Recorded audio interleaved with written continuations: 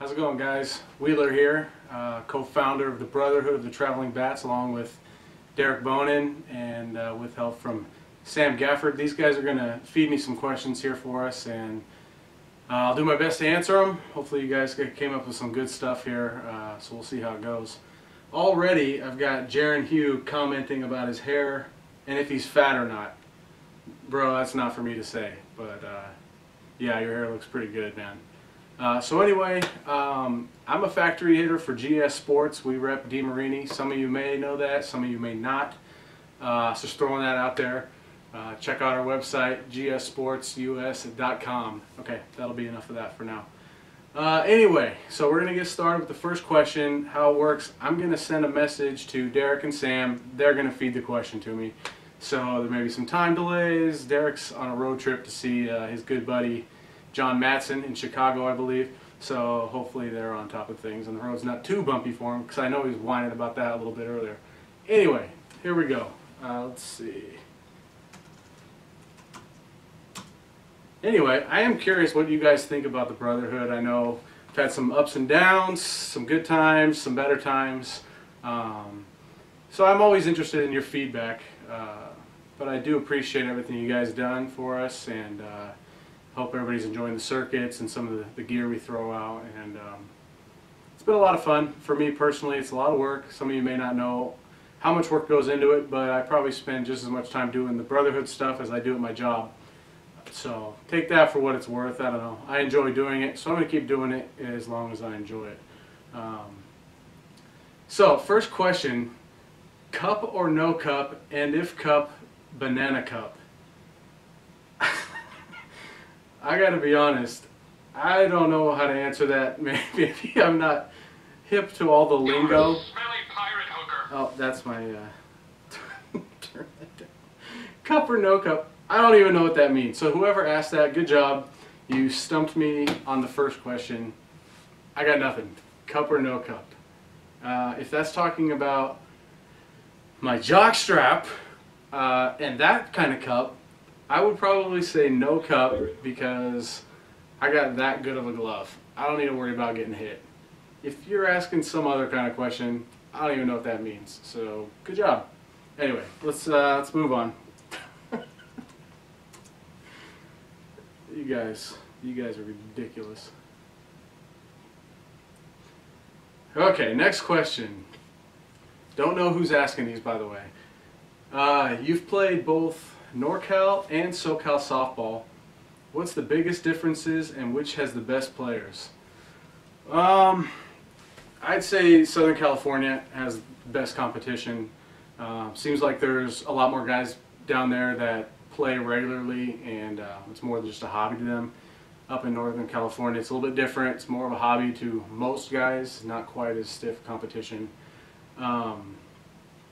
I lived in San Diego for about 5 years, didn't get plugged in to the tournament scene probably for 4 years after that. So I only played about a year worth of tournaments down there. It was always E-class. Couple tournaments that were open, nothing too crazy.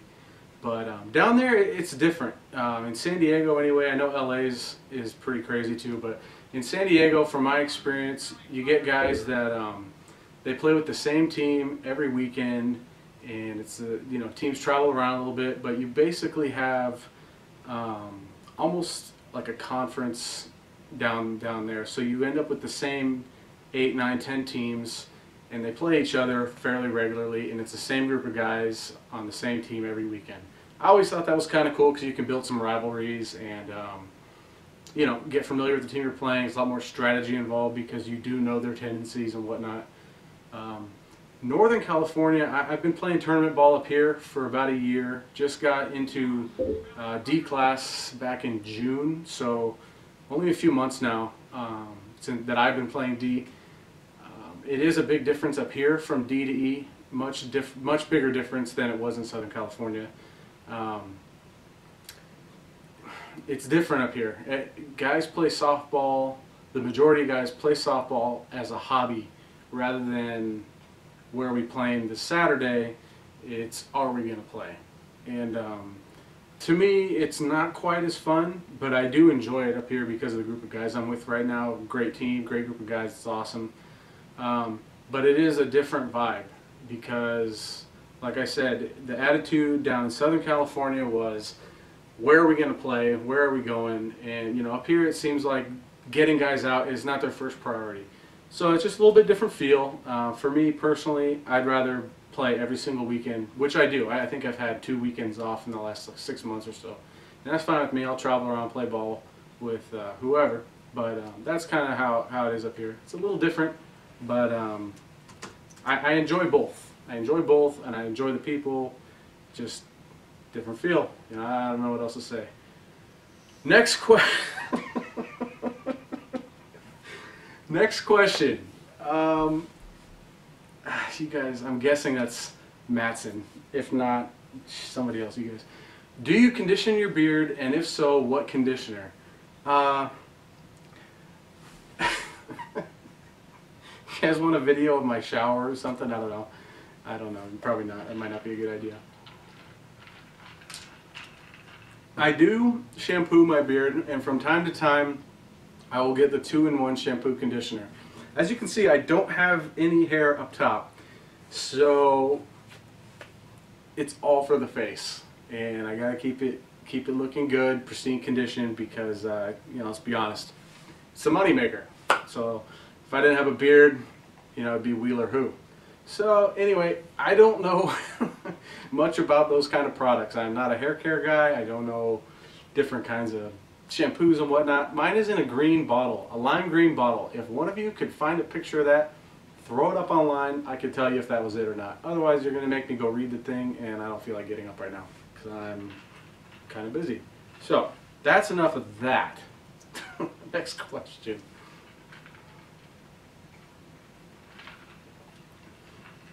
I'm reading some of John Matson's comments right now on the post I just made. He says, how many women and or men have you slept with?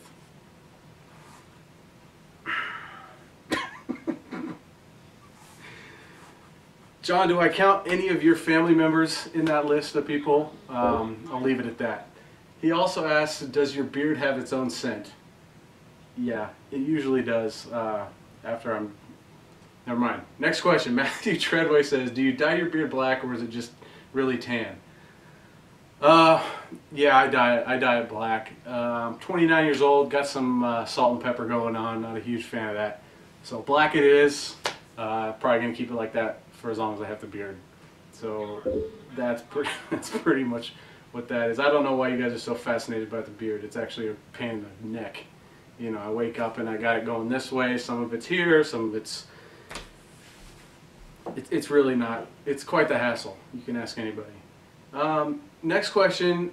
Midgets are awesome, as we all know, naturally. Short people, you know, generally fascinate us as a culture. What bat would best fit your average size midget? It's funny you should ask that because I do have the bat right here with me. It's my own signature model, and I market it directly to tiny people, otherwise known as midgets. I don't know what they like to be called. I like to call them midgets, and they seem fine with it. So anyway, this is the Wheeler Huff Special, brought to you by the DeMarini stickers that are on it. It's a very good bat. Amazingly durable due to its composite aluminum barrel. It's 2-in-1.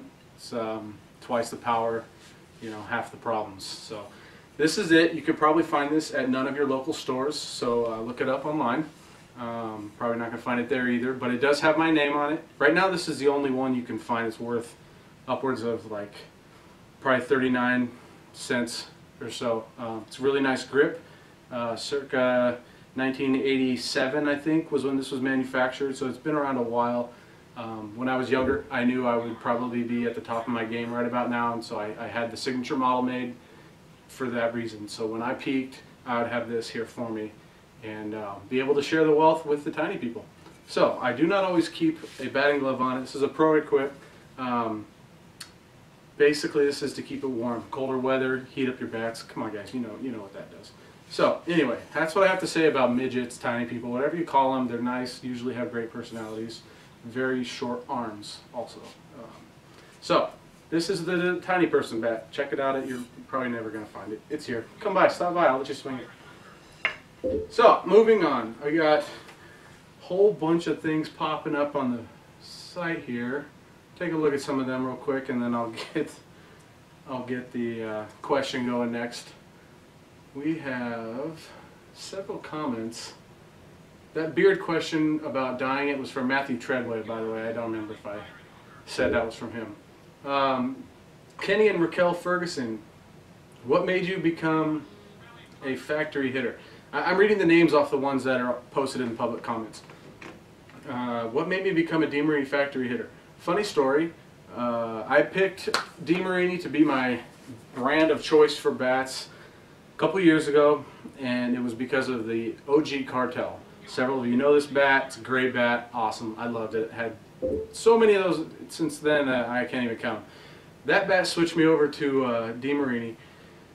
Once I started swinging DeMarini, I found Softball Fans, which is an amazing place, we all know. And I started throwing up my batting practice videos of, first one was the Cartel 2. Threw it up there just to do a quick review. Got some good feedback, so I started swinging DeMarinis on video more. And started getting noticed by people that were fairly important, I guess you could say. Anyway, made a couple of the wrong comments in Softball Fans, and they asked me politely never to return. That day, I got a phone call from 3 separate people inquiring about asking me to become a factory hitter for various DGAs and companies around the country. Anyway, as we all know, I ended up with DeMarini Stock, GS Sports, which is run by Gary Moore, great guy. I was fairly local to him, and I think we just had a match, and it worked out. So now I'm a factory hitter. You know, it's been a blast. I've had a great time doing it, and until they ask me to stop doing it, I'll probably keep doing it. So that's an answer for that question. What made me become a factory hitter. Got kicked off of Softball Fans and needed a place to talk about softball, so they asked me. Anyway, next question. Does grunting while you swing make the ball go further? I'd say I easily get 20-30% farther distance on any ball that gets grunted. However, there is a technique to it, and I can't describe it while I'm sitting here talking to you guys because honestly, it's kind of a trade secret. The bigger guys, we don't like to share those kind of secrets. But it does give you more power if you do it right. If you do it wrong, it doesn't matter. You can't do it wrong. It's always right. Be loud, be obnoxious, draw attention to yourself. That's what softball players do. Am I right? Anyway, next question. Let me read something here. John Matson, why do you suck at slow pitch softball? Good Lord, man. I'm so good to this guy. John, what the hell, bro?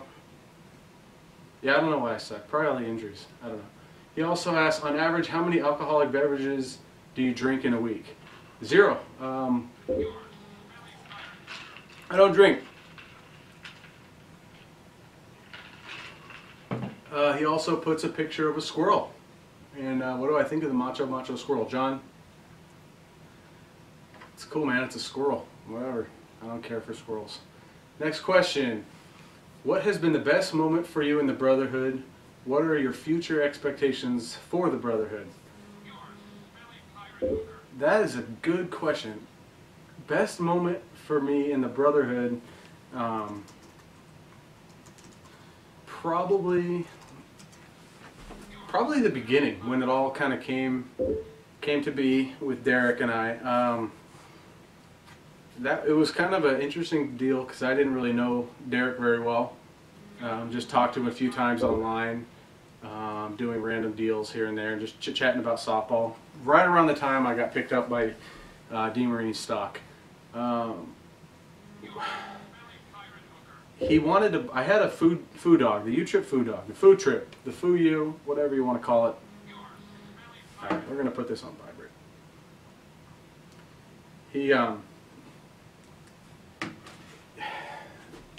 He asked if he could borrow the bat. I told him I had it. I was one of the few guys, I think, at the time that had them.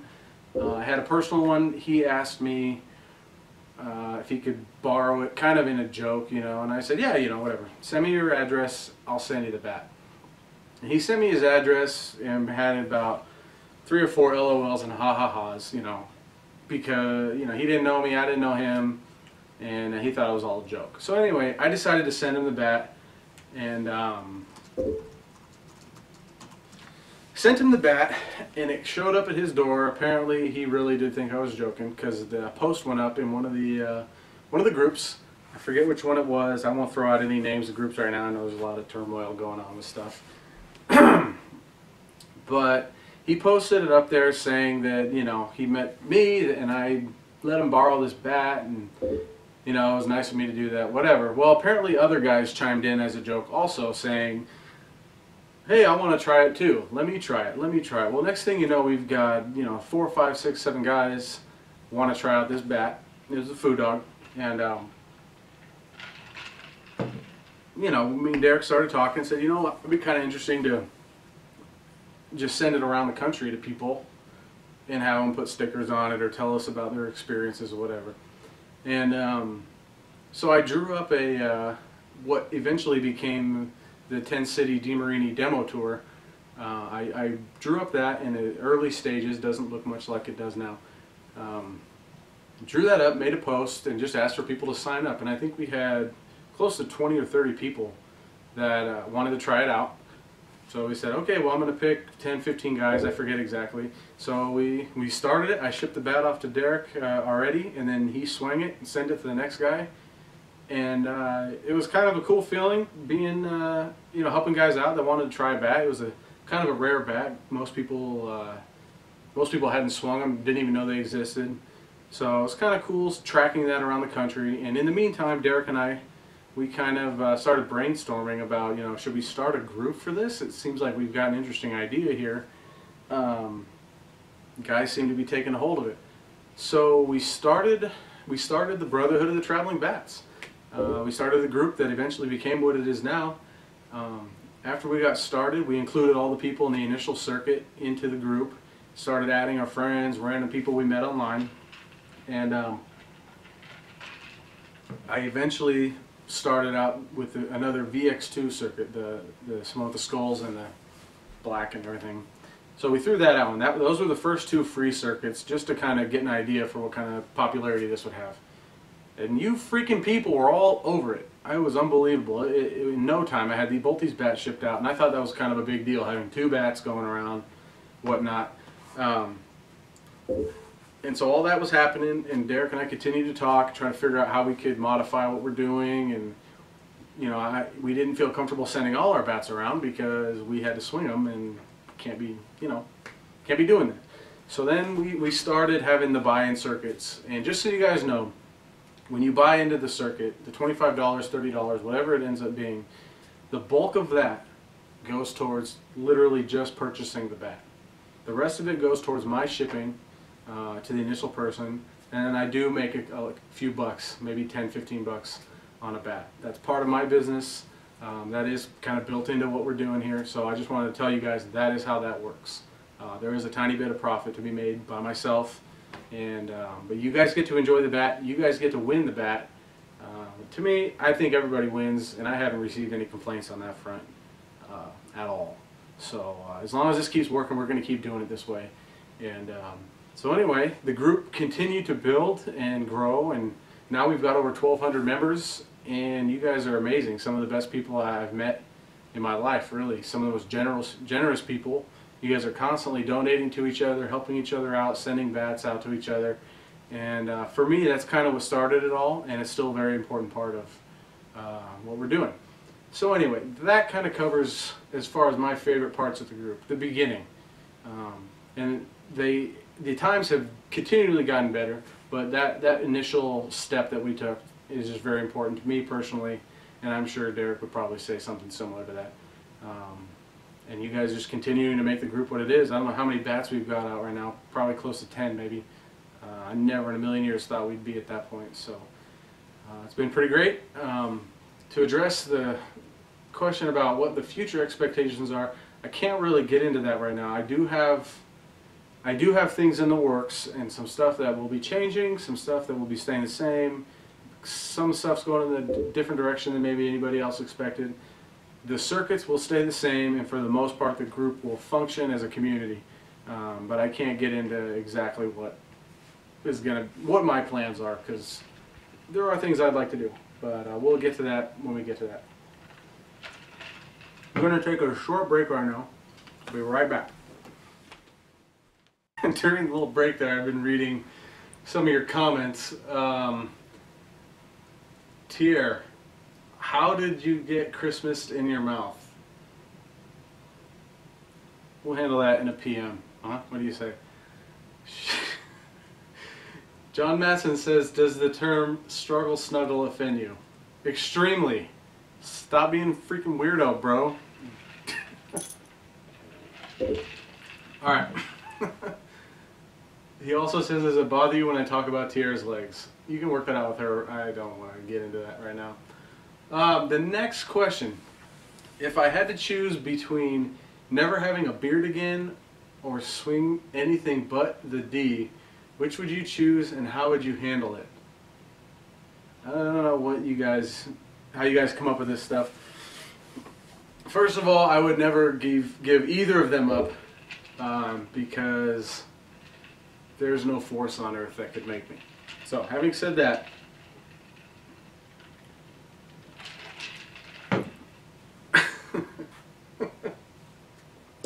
I would find some backup if I was forced into a situation by somebody. If somebody had a gun to my head, I would call on my best friend Chris Larson to come and bear hug the guy until he can't breathe anymore, and then we're back to swinging D and having beer. So that answers that. No more life and death situations, please. I don't want to do that. John Matson, do you regret your decision on letting me post questions? Absolutely. Yep. And but I'm also glad you do, because you're quite the character, sir, and it's good to have you in the group. Quite the personality. Derek Bonin just made this question up right now. I know he did because he's been bugging me about this all day. So the question is, do you have a fake tooth, and if so, can I see it?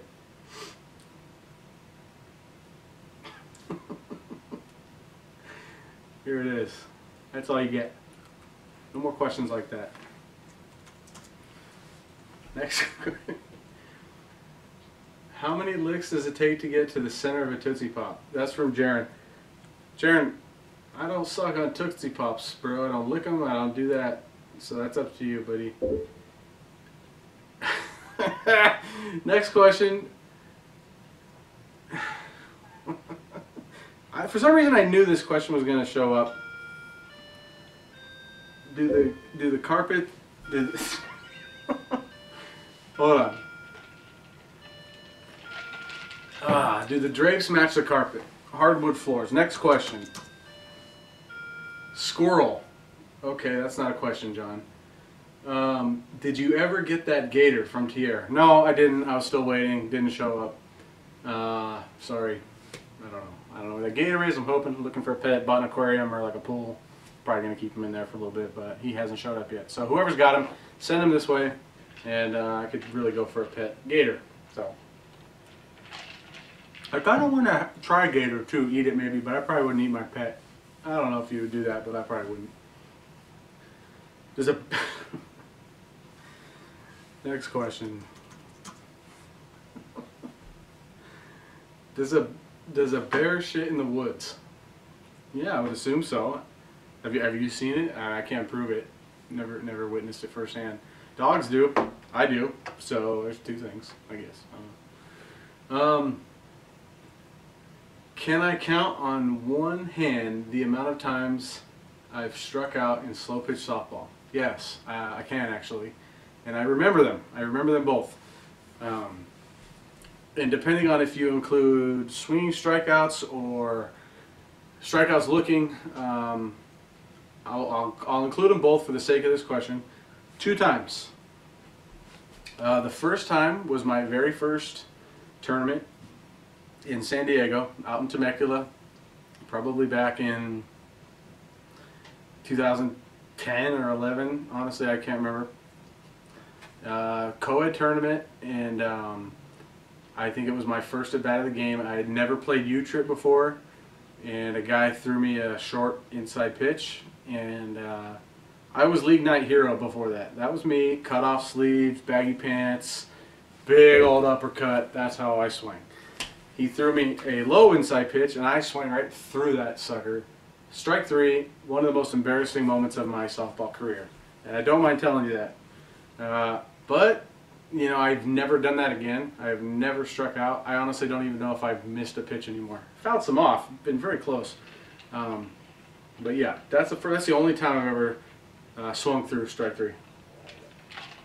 I don't include foul ball strikeouts. I mean, it's a strikeout, but can't do much about that. Whatever. I have struck out looking once before. I can honestly say it was a bad call. Only time I've ever wanted to fight an umpire, because it cost us the tournament. Very well could have cost us the tournament. It was a ball didn't hit plate. Matt strike zone, nothing, and he called me strike three. Couldn't do much about it, and I'm pretty sure I broke a bat on the ground over that one. But anyway, moving on. That was the last time I struck out. That was also several years ago. Haven't done it since. Don't plan on doing it again, which means I'll probably be doing it tomorrow. Next question. Do you find that your hands close to your body helps you not drop your shoulders like in baseball? Also, timing. Have you ever tried anything different from what you're currently doing? Good question. Actually, I like this question because answering it forces me to think about what I'm actually doing out there. To address the first part, do you find that your hands close to your body helps? I think what I have is a very compact swing. It's short to the ball. My barrel doesn't go through the zone for a very long period of time. That's not a great thing. You don't necessarily want that, but I feel like I have quick enough hands. I can wait long enough and get my hands through the zone. Keeping my hands close to my body helps me be conscious of what they're doing during my swing. If I have them here, I feel like I'm in more control. They're not down here, they're not coming out here, they're not coming up top. I just feel like I have more control and I'm more aware of my body during the swing. So that's why I do that. Not everybody's going to do that. Not everybody's going to have the same swing as me. I wouldn't even say necessarily I would teach my swing to anybody else. It works for me. It's something I've worked at, and that's kind of what I go with. But as far as my hands close to the body, that to me that's just a mental thing, making sure I'm starting from a good spot. As far as timing, have you ever tried anything different? Honestly, over the past year or so, I've been doing batting practice once or twice a week, and when I started, my swing was an uppercut, a lot of dips, a lot of upper body movement, had an open swing, big leg kick, everything. And since then, I've changed it to, it's slowly progressed to what I have now. And that's kind of the goal, to get where I'm at now and then continue to get better with it. So for timing, I would say I'm constantly trying to work on things. I've been working on things this entire past year, and the results have shown, to me anyway, I feel like I've been more successful doing what I've been doing as I continue to do it and get better at it. That sentence sounds super convoluted. I don't know if you guys can understand that, but anyway, for timing, that's what I do. Unfortunately, I think I lunge at the ball a little bit too much. That throws me off, but as me, it's constantly something I'm working on, and not everybody's going to do that. That's kind of how I play. Let me answer some of you guys here. You guys are funny. Ooh, this is an interesting question. What is my middle name? Well, I guess that would assume that you guys think that my name online is my name. Believe it or not, my full name is not Wheeler Huff. I know it sounds like a super normal name, and you probably hear it 10 times a day from other people. However, Wheeler is in fact my middle name. My last name isn't even Huff. My last name is Huffman. My first name is John. I don't feel like a John. I don't think I even look like a John. But I'm John. You guys can call me John if you want. I don't respond to it a whole lot. So anyway, Wheeler is actually my middle name. It's a real name, but it's not my first name. Didn't make it up. And, that's what it is. So you guys can call me Huff, Huffman, Wheeler, John. I don't care. Get my attention somehow. I'm usually pretty easy. Next question. What was the first DeMarini I ever bought? Man. First one with an OG Juggernaut. And I bought it, I split it with my cousin Adam. He's in the group, Adam Huffman, you can look him up. It was an OG Juggernaut, and this was back when they were new. I think we got it on eBay for about 275 bucks. And we opened that thing up, and we had gone from swinging aluminum bats, which were, you know, you open up an aluminum bat and that thing's pretty much as hot as it's going to be. Good bat, and you swing it right out of the wrapper, it's ready to go.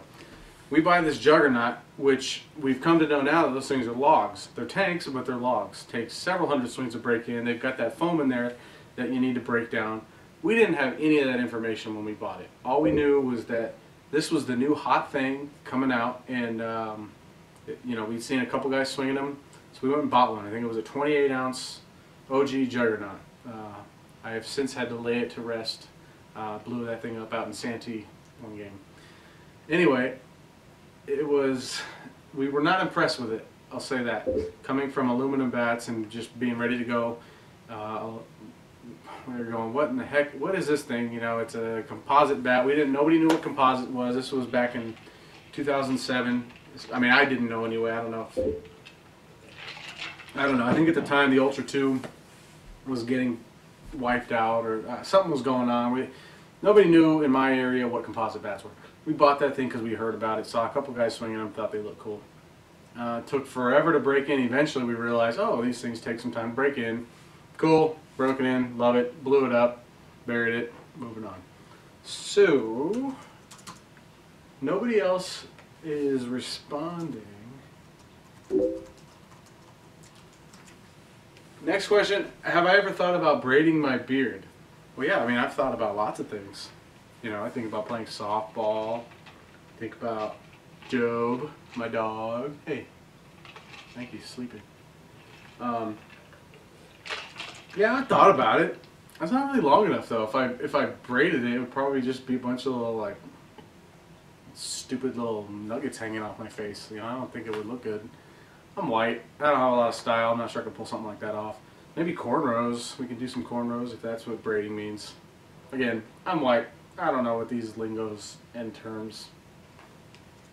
They're foreign to me, you know. So, let's see here. Next question. Moving on. We are getting through these pretty quick. When is the next Q&A video? Probably never, because I'm sure you guys are going to be falling asleep by the end of this thing. I don't know, we'll see. It depends. What kind of feedback you guys give me.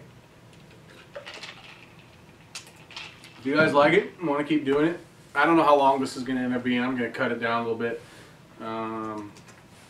You know, we'll see. Like anything else, I'm open to suggestions, but will not be listening to everybody. But anyway, I'm looking on here. John says he's supposed to be working. F word, I can't ask all the questions. True story, John. True story. Thank you for being a part of this. Can't spell right now. So anyway, I see I've made this little area here to show off some of the goodies we have. You know, I got a lot of Brotherhood gear. I got some things working, some stuff that's going to be releasing soon, hopefully. I'm going to be taking orders again, probably right after Thanksgiving for dry fits, sleeves, hoodies, that kind of stuff. For those of you wondering why I don't constantly take orders for that, it's because everything is custom made. I don't have a stock of this stuff. I don't have the money to keep a stock of this stuff, and you guys put your names and numbers on these things anyway, so I can't keep them in stock. So I don't want to be sending one shirt orders in to these guys at Dialed In Athletics, Keone and Chris. I don't want to keep sending one orders in at a time, so I wait a little while and take orders again. So that's why that happens. But I will be doing that again just in time for Christmas, so we'll get everything shipped out. For those of you that ordered hoodies and sleeves in the recent order, those should be going out this Tuesday. So a month from now, when you guys are watching this video, that's not going to mean anything to you. But for right now, it could mean a whole lot. So anyway, it's been a blast, guys. I'm going to wrap this up right here. Again, keep functioning as a group, community, grow as a community. You guys have been great. The problems that we've had have been tough to deal with, but honestly, they just help us grow and get better as a group. I'm having a great time being a part of it, and I'm having a great time having you guys be a part of my life and sharing Dean Marini with each other. Please continue to show Sam and Derek the respect that you guys have. They put a lot of work into keeping things running straight. Sam and Derek, Derek and Sam. These guys are, honestly, and Jeremy too. I know he got some flack a little while ago, but honestly, that guy put a lot of work in, and he deserves a lot of credit for the reason things are working the way they are. So anyway, those three guys, currently Derek and Sam are the admins. We'll call Derek my co-founder. Sam is currently your circuit master. I'm appointing him to circuit master. He is going to be your guys' go-to guy for all questions regarding where the bats are on the circuit. He will be updating the circuit lists and keeping you guys current so you know where your bats are. And then, you know, as always, ask myself and any of those guys any questions you want. We'll have answers for you, and if not, we'll look for the answers. So anyway, I've had a good time doing this. Hope you guys enjoy the video. And I guess we'll call it a night, and I'll leave you with this. Enjoy. Ding ding ding ding ding. Oh, pow pow pow pow pow. Oh, pow pow pow pow pow pow. Oh, pow pow pow pow pow pow.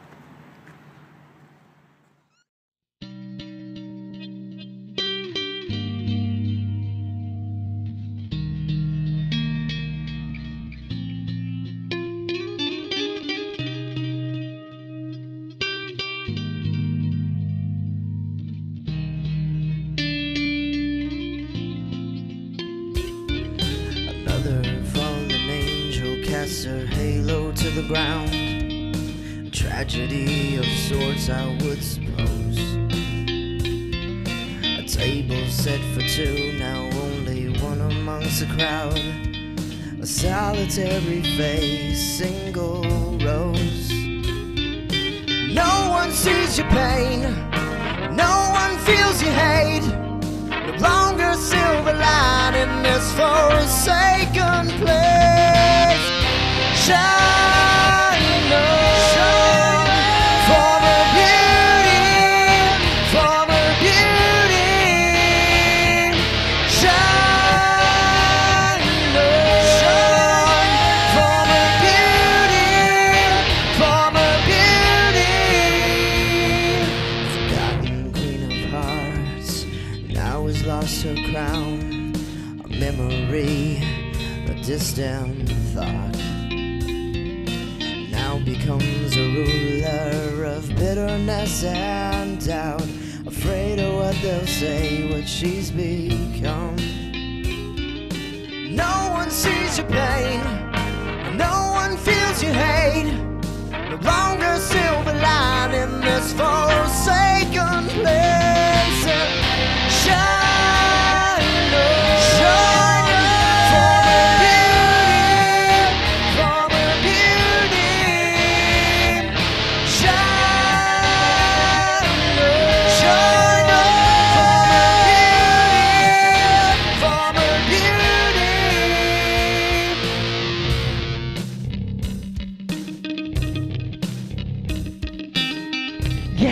It was good just a week ago. Who knew the girl I fall for? Dreams of fall show. Used to have everything she wanted, even had more. Big dreams turned her into a bigger you know. A lesson learned, I can't lie, I guess it's bittersweet. Didn't realize what she had when I gave her me. Little Miss Popular, she used to be a beauty queen. Lost in this world trying to find her identity.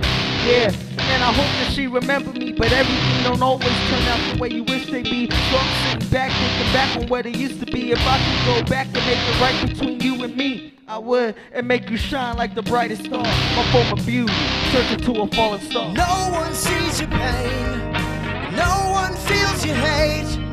No longer silver line in this